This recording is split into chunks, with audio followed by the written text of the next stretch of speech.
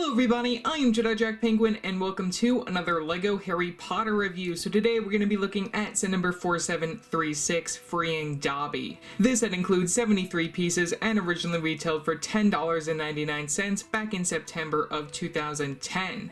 Now last year I did end up reviewing a lot of the 2010-2011 LEGO Harry Potter sets, and I am beyond excited to say that I have my last 3 reviews from 2010 coming out this year, so look forward to my reviews for the Quidditch match set as well as the Hogwarts Express sometime in the future, and with all those done, who knows, maybe I'll do a collection video or two with the 2010-2011 sets. But either way, getting right into this and taking a look at the box, which I'm quite happy to have. We have that classic 2010-2011 style box art with your main characters at the top, LEGO Harry Potter logo, and that dark red look, as well as the stamp, regular stuff off the side, main picture of the set front and center. Taking a look at the back of the box, we get some of our play features as well as the push tab. This set is opened with sealed contents, which we'll look at in a minute. Top of the box features the actual size of your Harry Potter minifigure. Sides of the box feature your choking hazards as well as your smaller pictures and stuff in various different languages, leading to the very bottom with the LEGO trademarks and barcode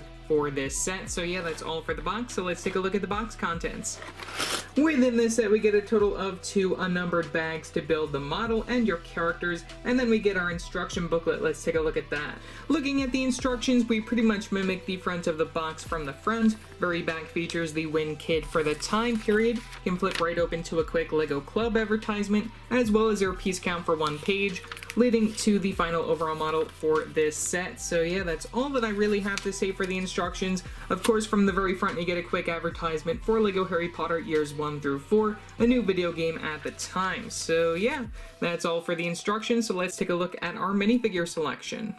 So taking a look at our very first minifigure, we have Harry Potter. Now this version of Harry is non-exclusive, also coming within 7 other sets counting this one. We get him in his regular Hogwarts attire that we saw between 2010 and 2011 with those black legs, and then we also get the dark gray torso with the little crest in the corner and the tie. Very nice look to these characters, which we also have recently seen within the Hogwarts Moment sets as of 2021, and that should also be the new sort of like Hogwarts robe style that we see continue into the future, at least I'm pretty sure. We get some back printing for his character, and then the light flesh hands for the flesh tone, one accessory being the wand, which was the stick piece back in the day, nothing really too special with that. And then we get a double-sided facial expression with a very nice smirk from the front, and you can turn that right around to see a more unhappy look for Harry from the back.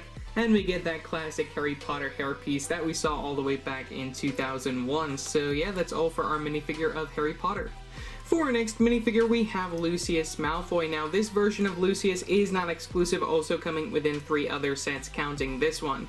Now, the most notable difference between this version and the ones that we see in the other 2 sets is the fact that we don't get a hood piece as an extra piece to change him into a Death Eater. Obviously, we don't need that within the scene because this is based off Harry Potter and the Chamber of Secrets, unlike the other 2 appearances that we see from this version. But looking at his character, we get a full black look, light flesh hands for the flesh tone, one accessory being the stick piece in that black color, either to represent his cane or at least his wand. We don't get any back printing, so I don't have to lift up the cape, which I think is a nice extra detail to this version of Lucius. We get the front printing right there, and then the facial expression is actually something to be proud of right there. You can just take a look at that very nice facial expression from the front, and like I said, you can turn that right around to see a Death Eater mask, which I might as well just plop on the hood piece, though it does not come within the set. Here's just a quick look what he would look like as a Death Eater. Pretty nice that they did include that double action right there that we even saw back in 2005 for Lucius's character, so that's another really cool thing to note. And then the hairpiece is the Dumbledore hairpiece, but inside this more blonde tan color, which I think fits his character a lot better than the yellow that we have seen nowadays for the Malfoys. So, you know, that's really all that I have to say. LEGO did a really nice job with this character. Doesn't even have leg printing, and a lot better than the one that we got within the recent Diagon Alley set.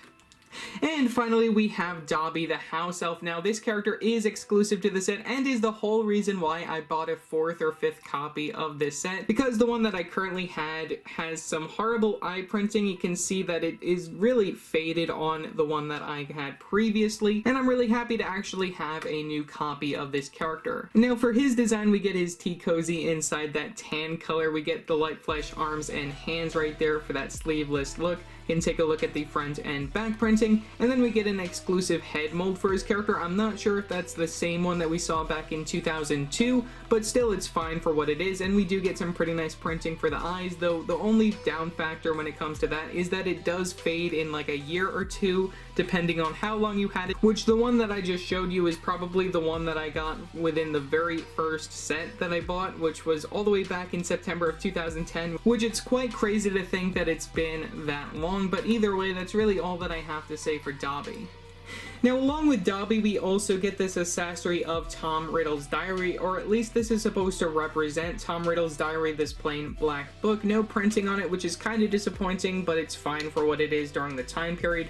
But the one thing that you do have to look for when it comes to this book is that we do get this printed 1x2 tile piece of a sock, which I really love this. It does give Dobby a sock and set him free, and it also works in par with the other play features that we get within the actual build, which I'm really happy about. So, taking a look at the final overall model, we get this small hallway scene within Hogwarts Castle, which honestly is nothing really too special. We get some small little play features here and there. So looking off to the sides, the first things that I did want to talk about when it came to this set is that we get this clip piece where we get a broomstick, but from the other side we get this stud exposed that also has this golden stud to represent a snitch, so you can pretend to play Quidditch in the set even if you don't get the Quidditch match set, which I do think it's pretty nice that they give you the broom within a cheap $10 set during the time period. You also get a small little spider to reference the Hagrid scene, so you can follow the spiders because it's a Chamber of Secrets set. For the overall color scheme, you get that regular Hogwarts 2010-2011 style where you see that dark gray, light gray, and that little bit of tan and also the sand green, which I really love to see from back in the day. We get those cone pieces and even these smaller roof styles, and especially these are very nice to get inside that sand green color. That's one other thing I wanted to note. Now, when it comes to this particular scene, we get this part, which, you know, is supposed to be all the way in at this point. You can pretend to put Lucius right there, and you can have Harry just set Dobby free. Unfortunately, they don't really give you a lot of space behind there, but you can at least put Dobby and pretend that you have Harry behind him. And for all of you who have seen Chamber of Secrets, you know that Dobby protects Harry from Lucius after he sets him free. And then we have this very nice play feature, like I said, where you can just push and make Lucius Malfoy fall off my table and roll on the ground. One more look at that from the very side. And there you go, you have Lucius fall off from that studded plate. So overall, for a $10 set back in the day, I think that this was a very nice taste of the Harry Potter theme at the time period. You get your main character of Harry Potter. You even get Lucius Malfoy, who we haven't seen, I believe, since 2005 at that time. And we even get Dobby, which I think is a very nice version of Dobby. I especially like the size of the head when it comes to this one, compared to the ones that we saw in 2018 and 2020. And as for the build, it follows the color scheme of the other sets, and it does fit in a little bit, but there really isn't any way to connect this to the other sets. It's just its own standalone object. So yeah, that's pretty much all that I have to say for this video. Leave your thoughts down in the comment section below what your thoughts are on this set. Also remember to like and subscribe and hit that bell icon so you know every time I upload a new video. So yeah, that's it for now, and I will see you next time. Bye!